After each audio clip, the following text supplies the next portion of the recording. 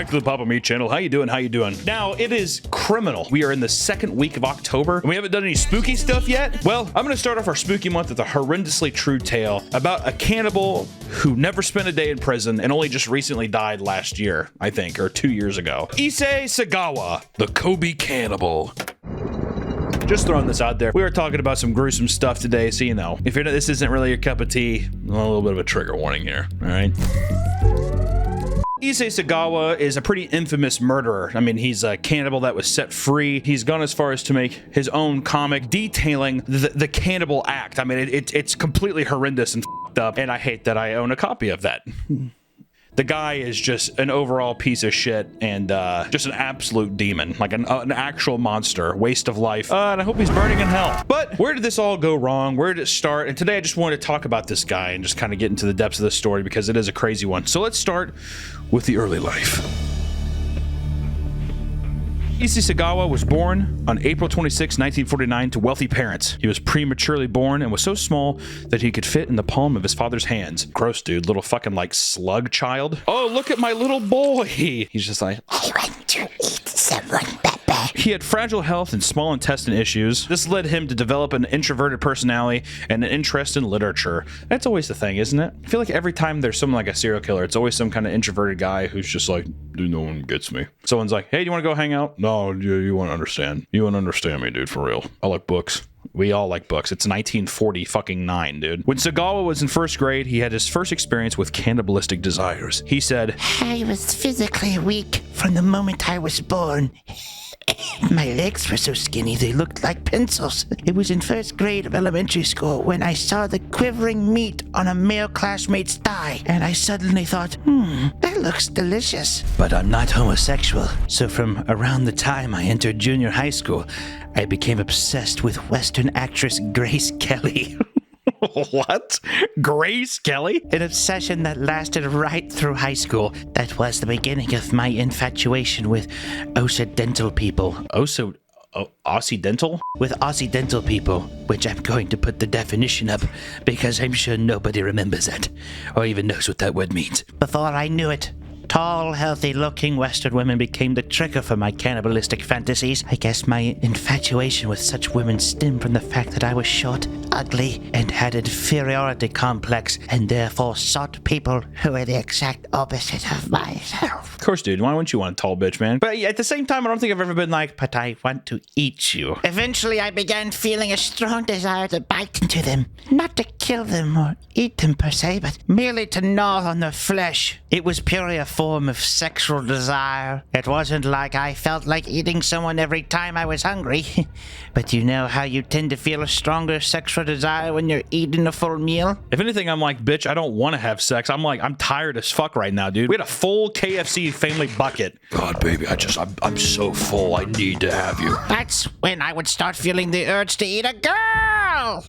So he starts off, he's a little incel guy. It always feels the same. Dahmer was the same way. He was a fucking loser. He did the Dahmer thing where he freaked out and people were like, do the Dahmer. And they basically were just pointing and laughing at him because they thought that he was a fucking idiot. John Wayne Gacy had like an inferiority complex and he basically just ran like a cul-de-sac thing. Like he had very small power, but he used it to his advantages because he was always self-conscious about being like short and fat, and his dad always made fun of him for being gay. I think that the only person that wasn't like this was Ted Bundy, who was kind of a Chad. He was. He had a unibrow, and women were just like, can I please have sex with you? He's like, God, I guess. The trickling aspect of feeling alone and feeling like an outcast at such an early age. I wonder, how do you combat that? Well, I guess people do every day, right? I mean, everybody feels the kind of deal. I don't know. That's why I have no sympathy for these people too, because I'm just like, dude, get the fuck over it. Are you kidding me? Tummy issues as a baby, though. I was a little worm when I was born, and I had intestine issues. It's like, dude, well, aren't you like, you're alive now? Like, what the fuck are you talking about? Yes, but I want to eat someone. It's like, you need to be put down fucking immediately. I look at this guy and I'm like, you look like a 16-year-old black lab. Your hips are given out. You can barely fucking see. It's time to put her down. But this takes us to our first incident. Today we're being partnered with GamerSupps. Oh, baby, do these cups make me hard. Today we're going to be talking about their tea package. Not like their delicious caffeine GamerSupps products. This is tea. It comes in this beautiful package. If you open it up, There's another anime girl inside. But I mean, look at these flavors. We're talking about flavors. Sleepy time with Theeny. Don't be waking her up now. Or ginger turmeric. Yerba mate. Mate.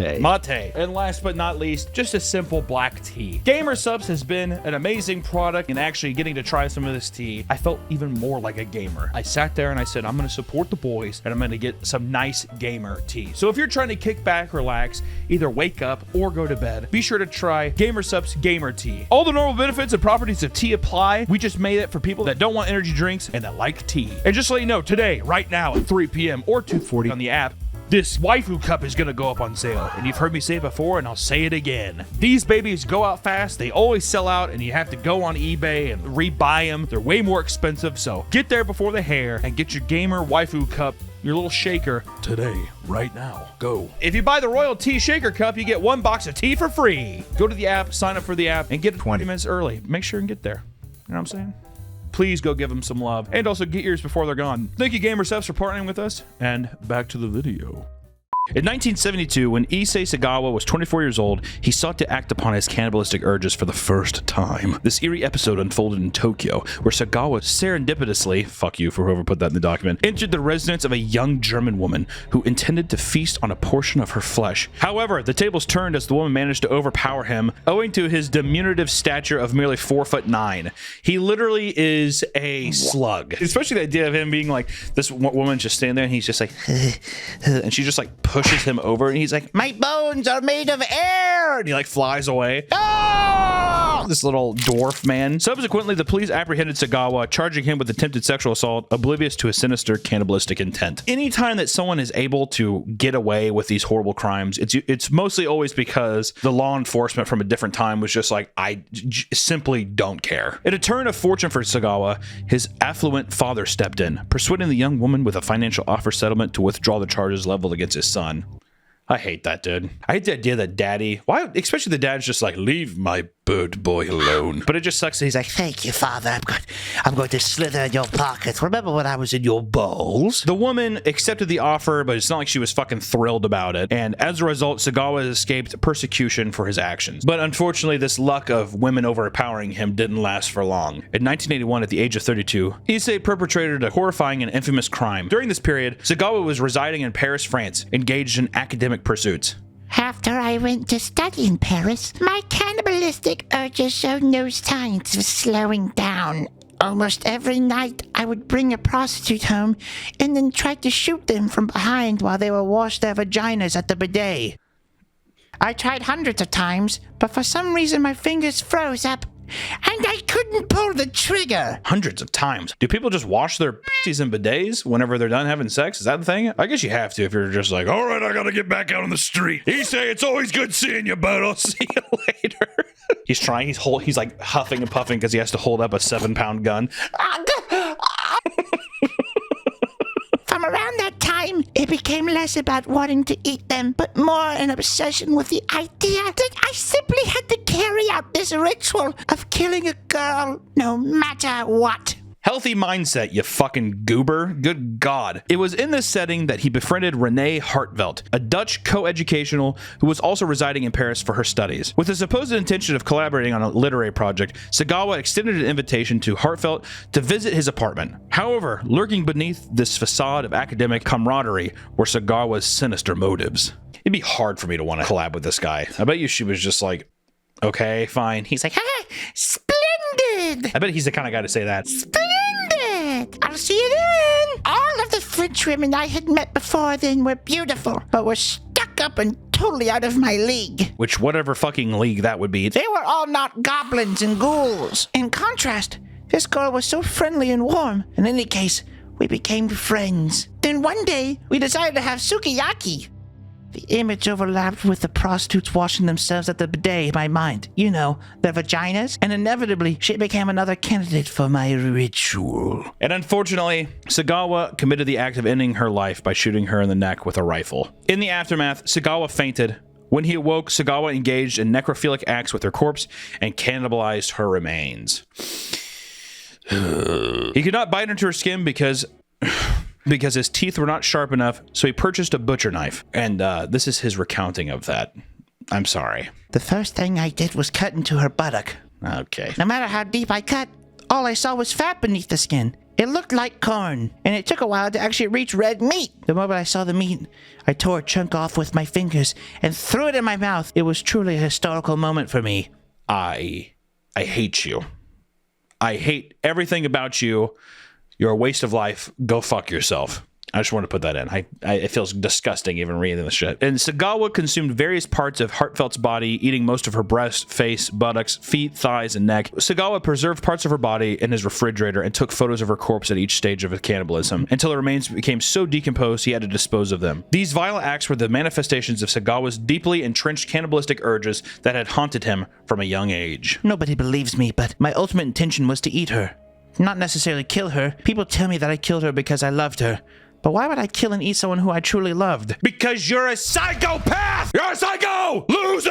Sagawa attempted to dump the remains of the corpse in the Bois de Boulogne Park. I don't know how to say that. Boulogne? He carried the remains in 2 suitcases, but was caught in the act of disposing of the body parts by a French couple in the park. Basically, the couple saw him struggling to get out these 8-pound suitcases from this taxi. They followed him all the way down because they were probably like, look at this freak. Look at this fucking idiot. Then they see him actually just taking out the remains and dumping it into the river, and you're like, how dumb are you? His wealthy father was able to pay for great lawyers, and after 2 years of being detained awaiting trial, Sagawa was found insane and held in a French mental institution indefinitely. I love rich dads. At what point, too, do you not like go to the dad and just want to fucking shoot him in the face too? Because you're just like, your son killed and ate somebody. Yes, but it's my boy. Just the idea of somebody getting away with such a heinous crime. And usually in these stories, you wish for the person to get their comeuppance, but in this horrific story, it never happens. And the aftermath and infamy of this whole situation kind of goes as followed. Japanese author Inuhiko Yamota interviewed Sagawa and published the book In the Fog, which became a hot seller, leading Sagawa to become something of a celebrity in France. This guy ate somebody. We should celebrate him. Sagawa was then deported to Japan, and upon his arrival in Tokyo, Issei Sagawa was directly admitted to Matsuzawa Hospital for psychiatric evaluation. The team of psychologists who examined him unanimously deemed him to be sane, attributing his murderous act to solely sexual perversion. Big surprise. The French, god damn it. The situation was further complicated by the legal technicalities between France and Japan. Since the charges against Sagawa in France had been dropped and the court documents were sealed, they were not shared with the Japanese authorities. This lack of legal documentation from France meant that there was no lawful basis to detain Sagawa in Japan. Taking advantage of this loophole, Sagawa voluntarily discharged himself from Matsuzawa Hospital on August 12th, 1986. The motherfucker got to check himself out. All right, well, I've been saying the whole time. He runs out. From that point, Sagawa has lived free as an author and celebrity in Japan ever since publishing books, doing interviews, and even appearing in B-movies. After Sagawa's infamy dried up, his parents died, with much of his inheritance being paid off to their creditors and leaving him destitute. Sagawa found it hard to maintain employment and was on welfare. And in 2013, Sagawa was diagnosed with cerebral infarction. It sounds like I'm saying fart, but it's not. Needing constant medical attention, his brother and caretakers dealing with him until his death in 2022 after being admitted to a hospital with pneumonia. It's one of those stories that is so sad. So extremely, extremely sad.